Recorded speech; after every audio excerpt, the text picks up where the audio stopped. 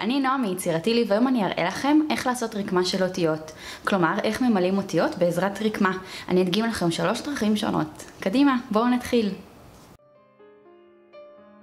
זה תפר מאוד פשוט שנקרא תח מכונה. אני מתחילה להביא את המחט למעלה, ואז למטה חזרה בתפר פשוט.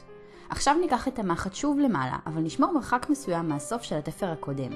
נחזור בחזרה אחורה בנקודה שבה התפר האחרון נגמר, וכך נתקדם.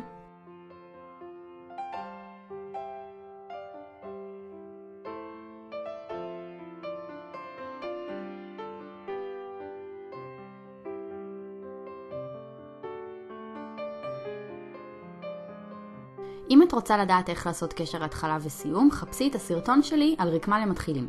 יש קישור בפרטים למטה. התפר הזה הוא בולט יותר, והוא גם יכול לשמש לכל מיני רקמות. נתחיל בלהביא את המחט כלפי מעלה, ואז שוב למטה כמו בתפר רגיל.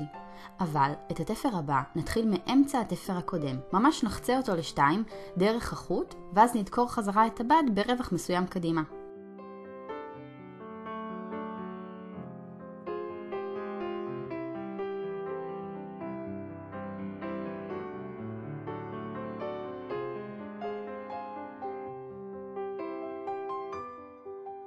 קשר צרפתי יוצר נקודה קטנה וחמודה שמתאימה לשילוב עם אותיות הדורשות סימונים או ניקוד. הכנתי לכם סרטון שלם רק על קשר צרפתי. תמצאו את הקישור למטה בפרטים.